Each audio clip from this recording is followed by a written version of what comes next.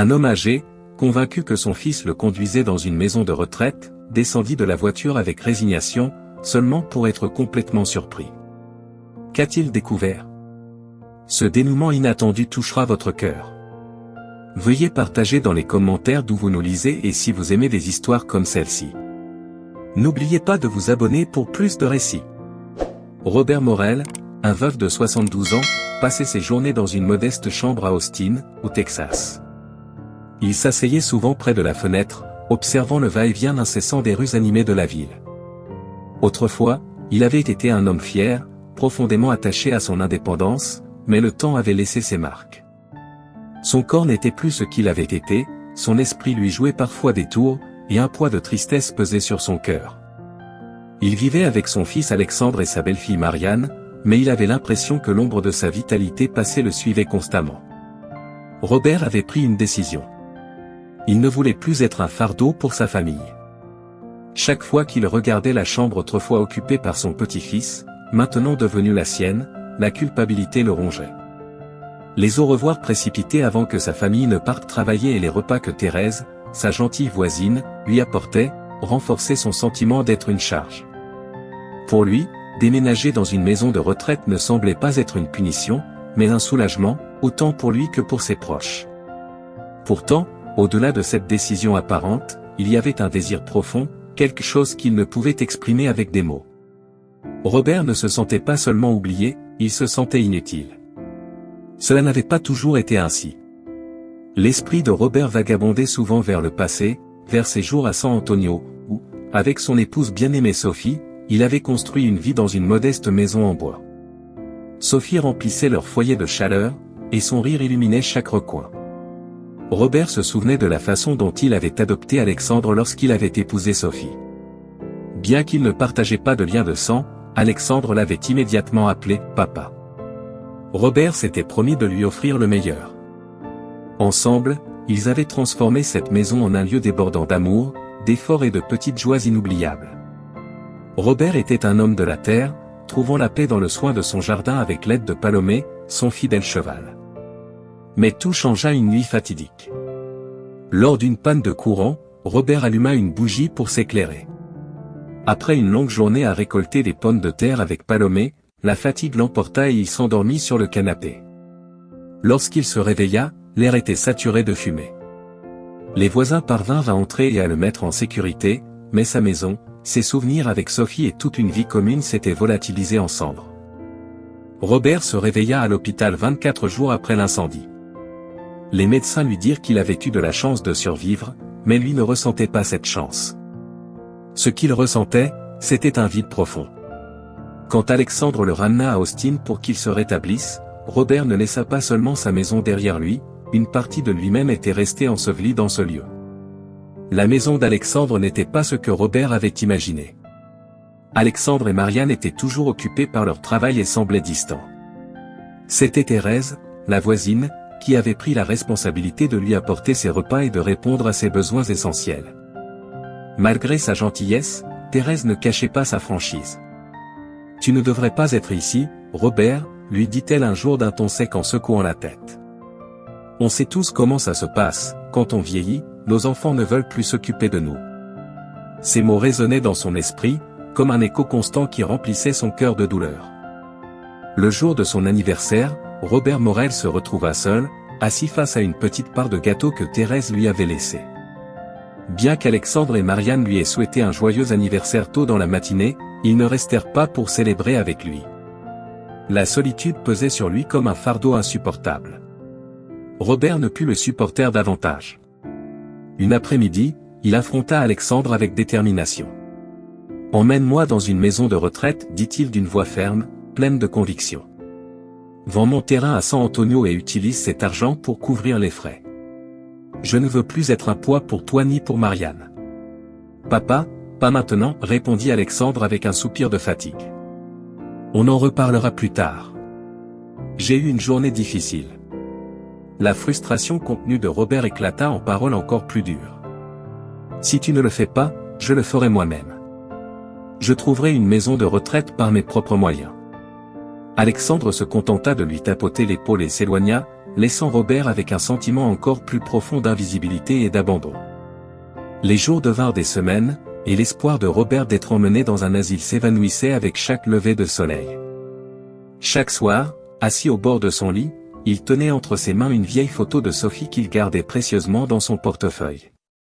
Il lui murmurait des excuses silencieuses pour le poids qu'il pensait avoir imposé aux autres. L'atmosphère de la maison d'Alexandre et Marianne, marquée par le silence, amplifiait son sentiment de solitude. Jusqu'à ce qu'un samedi matin lumineux, quelque chose d'inattendu se produise.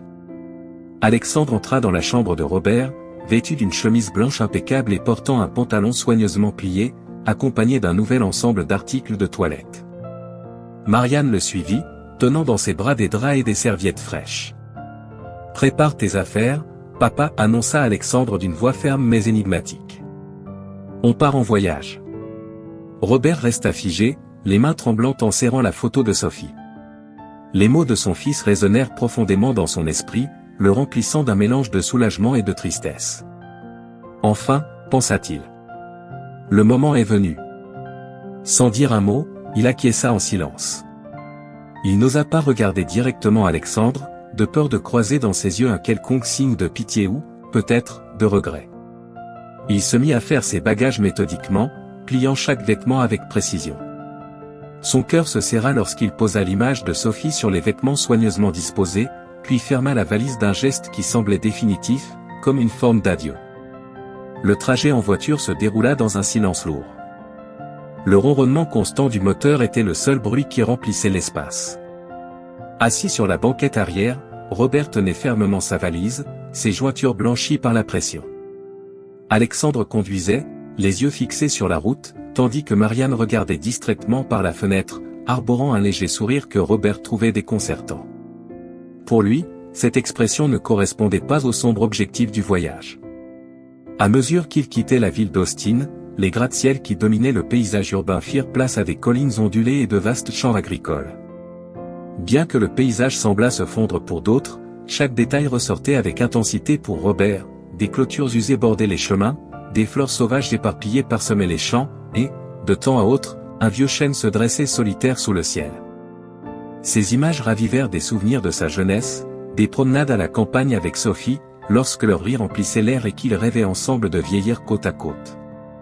Plongé dans ses pensées, Robert se laissa submerger par les moments les plus précieux de son passé. Il se rappela le rire mélodieux de Sophie, celui qui éclatait lorsqu'il racontait l'une de ses blagues maladroites. Il revit les premiers pas d'Alexandre, comment il tombait dans ses bras avec des éclats de rire contagieux qui résonnaient dans toute la maison.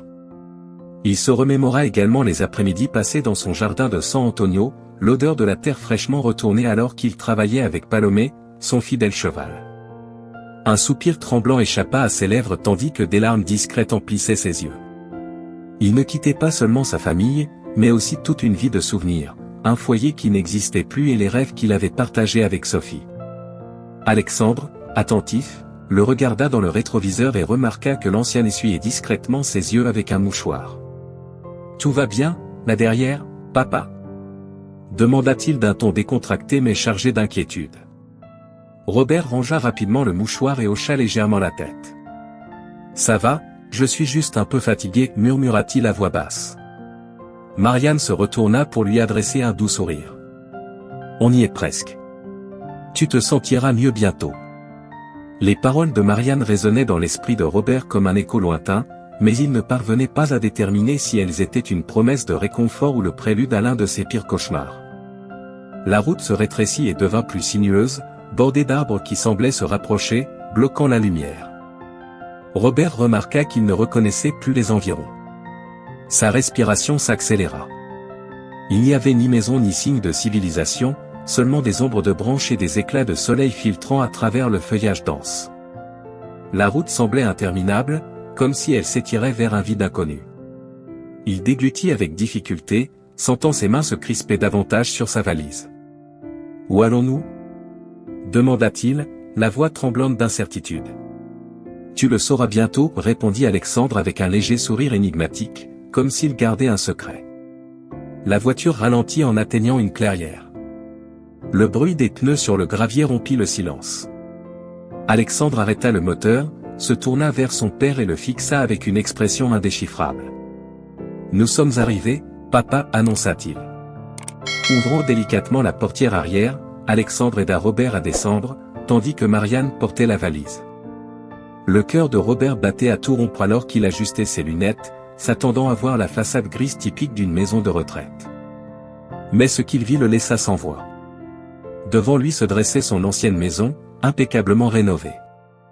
Les murs blancs étincelants brillaient sous le soleil, les balustrades semblaient solides et fraîchement peintes, et les vitres des fenêtres scintillaient comme si le temps n'avait jamais eu d'emprise sur elles. Ému, Robert vacilla, mais Alexandre le rattrapa rapidement. « Que signifie tout cela » murmura Robert, incrédule.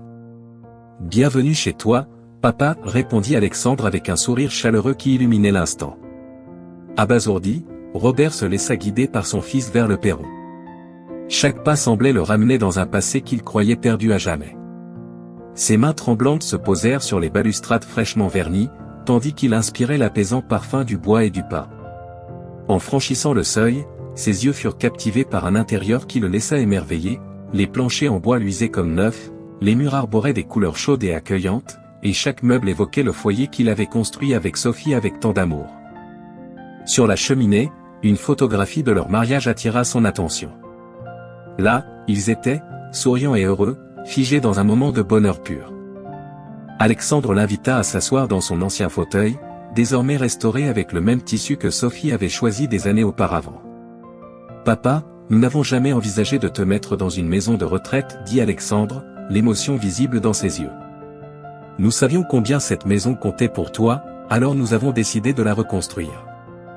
Nous voulions te faire une surprise. » Marianne ajouta doucement. « Les voisins nous ont aussi aidés. Nous avons utilisé la terre que tu chérissais tant comme base pour créer quelque chose de nouveau. » Alexandre sortit un vieux dossier d'un tiroir et le tendit à Robert. « Te souviens-tu des papiers que tu as signés il y a quelques mois? Tu disais que c'était pour vendre le terrain. » Robert hocha lentement la tête, submergé par un mélange d'émotions. Alexandre esquissa un sourire tendre en secouant la tête. « Non, papa, ce n'était pas pour ça. C'était des permis de construction. Nous avions besoin de ta signature pour commencer la rénovation de cette maison. Chaque clou, chaque planche, tout cela est pour toi. » Les yeux de Robert se remplirent de larmes, et sa respiration devint saccadée. « Je pensais avoir tout perdu, Sophie, cette maison, tout, dit-il, la voix brisée. » Alexandre sortit un album photo, légèrement brûlé sur les bords mais encore intact, et le posa dans les mains de son père. « Pas tout, papa. Regarde. » Les doigts tremblants, Robert ouvrit l'album. Les images qu'il découvrit lui touchèrent l'âme, des instants sauvés des flammes. Là, il voyait Sophie et lui en train de danser, Alexandre enfant faisant ses premiers pas, et Sophie dans le jardin entourée de fleurs. Une photo attira particulièrement son attention, Sophie tenant un panier de légumes, souriante, rayonnant de cette chaleur qui la caractérisait. Elle aimait tellement ce jardin, murmura-t-il, tandis que des larmes ruisselaient sur ses joues. Puis, un son familier brisa le silence, un doux hennissement. Robert resta figé, incrédule. « C'est » demanda-t-il, les yeux écarquillés. Alexandre, avec un sourire, désigna le porche. « Viens voir. » Avec le cœur battant à tout rompre, Robert sortit sur le porche. Là, attaché près du jardin restauré, se trouvait Palomé, son fidèle cheval. Son pelage brillait sous le soleil, et sa crinière avait été soigneusement brossée. « Tu es là !»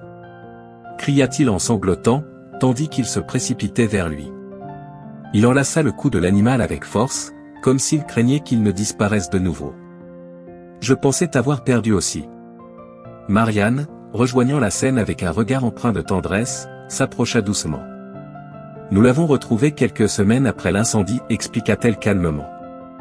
Il errait autour de la ville, et les voisins ont pris soin de lui jusqu'à ce que nous puissions le ramener. » Robert caressa Palomé, sentant la chaleur de l'animal, la solidité de la maison reconstruite et la présence réconfortante de sa famille. Il se tourna vers Alexandre, la voix chargée d'émotion. « As-tu fait tout cela pour moi ?» Alexandre hocha la tête avec détermination. « Tu as fait tellement pour nous, papa. ce n'est qu'un modeste reflet de tout l'amour que nous avons pour toi. Robert secoua la tête, incapable de retenir ses larmes. Ce n'est pas modeste, mon fils. Cela représente tout pour moi. Cet après-midi-là, alors que le soleil déclinait lentement à l'horizon, Robert s'assit sur le porche aux côtés d'Alexandre et Marianne. Palomé broutait paisiblement, et le doux chant des grillons enveloppait l'atmosphère. Robert serra contre lui l'album photo et laissa échapper un sourire qu'il n'avait pas affiché depuis des années. Son cœur, auparavant lourd de tristesse, se remplit d'une profonde joie. Il avait retrouvé bien plus que sa maison, il avait retrouvé l'amour inconditionnel de sa famille. « Je me suis trompé, murmura-t-il à voix basse. Je pensais être un fardeau, mais vous m'avez prouvé que j'ai beaucoup plus de valeur. » Alexandre prit la main de son père avec fermeté. « Tu n'es pas un fardeau, papa. Tu es notre racine, le fondement de tout. » Cette nuit-là, Robert commença à déballer ses affaires, le cœur rempli de gratitude et de soulagement. La lumière dorée du crépuscule baignait la maison, et pour la première fois depuis des années, il se sentit pleinement épanoui. Ses yeux parcouraient chaque recoin de son foyer, chaque objet et chaque photographie. Chaque détail murmurait des récits d'amour et témoignait de l'engagement inébranlable de son fils. Alexandre restait à ses côtés, un sourire serein sur le visage, tandis que Marianne s'éclipsait vers la cuisine pour préparer le dîner. Père et fils partagèrent un moment d'intimité, entouré de souvenirs qui transcendaient les décennies. La gorge serrée, Robert regarda Alexandre avec une expression vulnérable. « Mon fils, je ne sais pas comment te remercier. J'ai douté de toi. Je pensais que je ne comptais pas pour toi, que tu voulais te débarrasser de moi. » Alexandre, avec un regard chaleureux, posa une main ferme mais réconfortante sur l'épaule de son père. « Papa, tu n'as jamais été un fardeau. Jamais. Chaque nuit et chaque week-end que nous avons consacré à reconstruire cette maison, nous l'avons fait par amour pour toi, parce que tu mérites d'être heureux. » Les paroles d'Alexandre transpercèrent le cœur de Robert, le remplissant d'une chaleur qui apaisa les blessures de son âme. Submergé par l'émotion, Robert enlaça son fils dans une étreinte sincère. « Je suis désolé, murmura-t-il. J'ai laissé mes peurs et ma solitude obscurcir ma vision. J'aurais dû te faire confiance. » Alexandre soutint le regard de son père avec tendresse. « Tu m'as tout donné. Tu m'as élevé, aimé et offert une vie que je n'aurais jamais eue autrement. C'est le minimum que je puisse faire pour toi aujourd'hui. » Avec un léger sourire, Alexandre désigna un fauteuil restauré près de la cheminée. « Viens t'asseoir, papa. J'ai encore quelque chose à te montrer. » Robert s'installa dans le fauteuil, retrouvant immédiatement la familiarité qu'il conservait malgré sa restauration. Alexandre s'agenouilla à ses côtés et sortit un petit carnet en cuir vieilli. « C'est un journal que Sophie écrivait, » dit Alexandre d'une voix douce. « J'ai réussi à le sauver parmi les rares objets que le feu n'a pas détruits. Elle y a consigné sa vie avec toi, son amour pour toi et ses rêves pour cette maison. » Les mains tremblantes, Robert ouvrit le journal. Les mots de Sophie jaillissaient des pages comme s'ils l'enveloppaient d'une étreinte chaleureuse. « Elle voulait que cette maison reste toujours un refuge empli d'amour, » ajouta Alexandre. « J'ai pensé que cela devait t'appartenir, pour que sa voix t'accompagne toujours. » Les yeux de Robert s'emplirent de larmes alors qu'il murmurait difficilement. « Merci. Cela signifie bien plus que ce que je pourrais jamais exprimer. » Cette nuit-là, après le dîner, Robert commença à ranger ses affaires.